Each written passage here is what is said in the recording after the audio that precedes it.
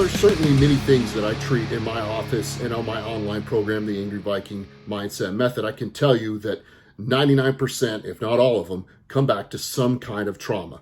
As an EMDR certified therapist and somebody that uses it proficiently and regularly in my office and believes wholeheartedly in it, what we know is that today's difficult emotions, today's adversities often come from earlier life events that left us feeling helpless or hopeless or not good enough. It's not always the trauma itself, whether that be something in childhood, such as neglect, assault, sexual assault, something in teenage years, assaults, the difficult things that happen, maybe a car wreck, maybe bullying, things that happen as a young adult, even previous events as recently as just yesterday.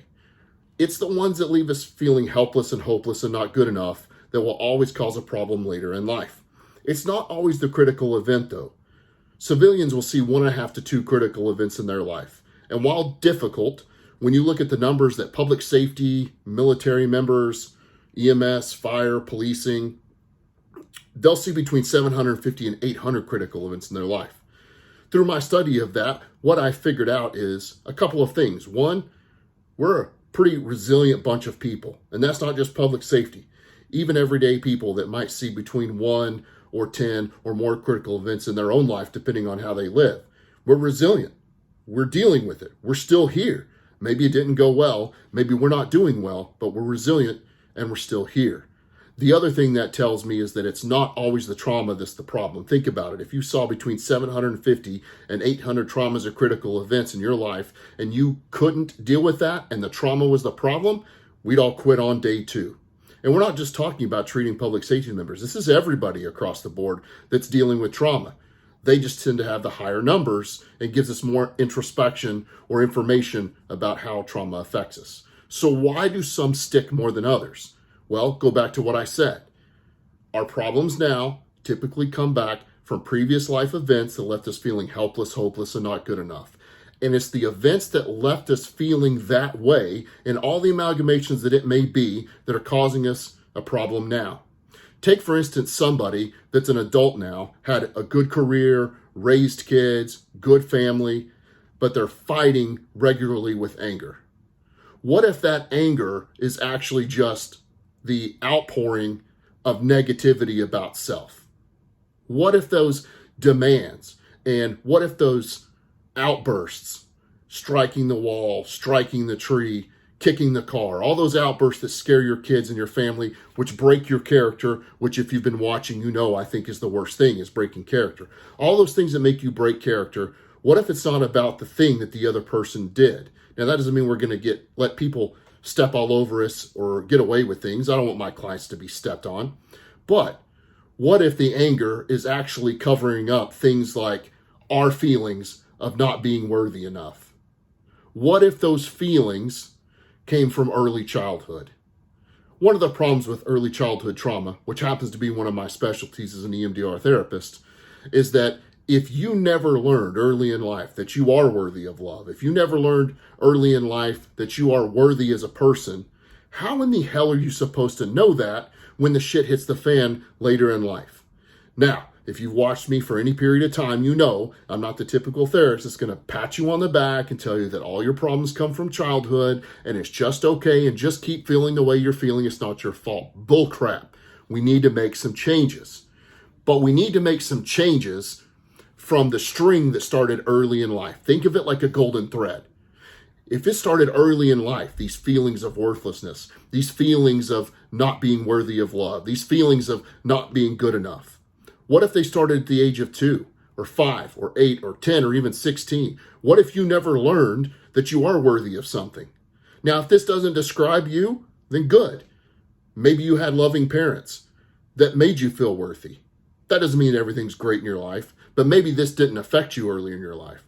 But what if you're one of those that never felt worthy, even as a kid? Childhood abuse will do that to people, whether it be physical, whether it be emotional, whether it be sexual assault, whether it be neglect or bullying.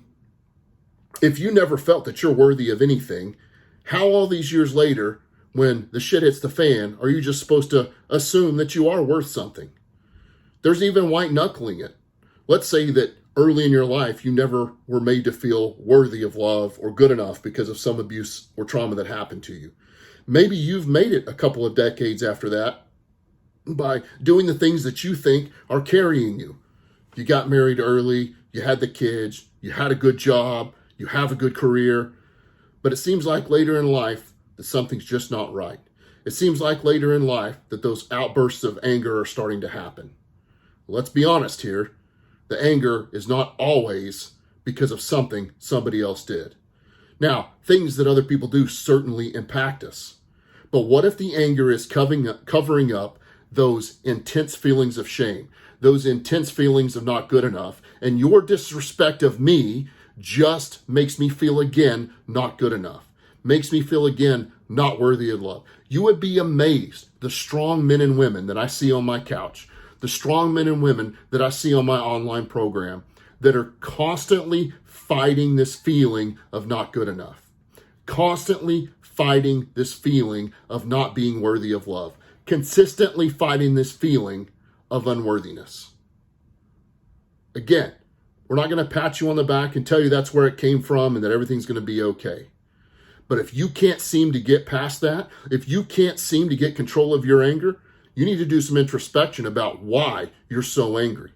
Because I'll tell you, if I consistently lived as if I wasn't good enough or not worthy of the things around me, how easy is it to be irritable? How easy is it to become angry?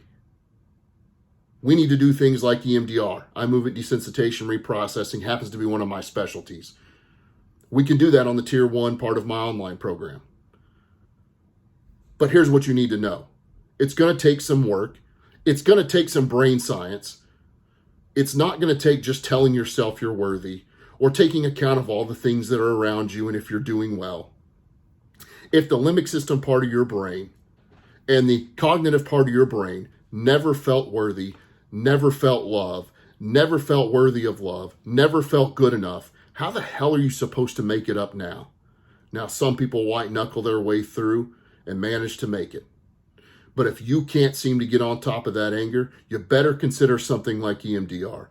You better consider something that works on the brain, that works on brain science, other than just going to therapist after therapist, talking about your problems, letting them tell you that it's going to be okay, that you're a product of your environment, and that everything is everybody else's fault. You're going to have to make the change. You're going to have to do some research into what that is. I highly recommend that you look up EMDR. I highly recommend that you continue watching the series of videos I'm putting up about EMDR. EMDR will help with the helpless and the hopeless and the not good enough.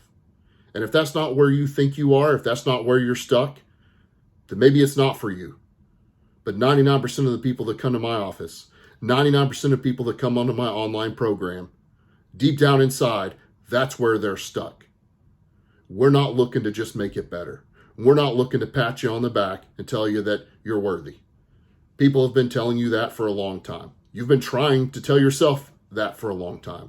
You've been reading the self-help books to try and figure out that you're worthy. And you've won awards and you had a good job and you have a nice car, yet you still feel unworthy. You still feel not good enough. Stop using traditional talk therapy for therapist after therapist after therapist that you keep going to see. Get with an EMDR therapist, whether I'm the person for you or somebody else is. Use the brain science to fix this. I see miracles happen every day on my couch and on my online program.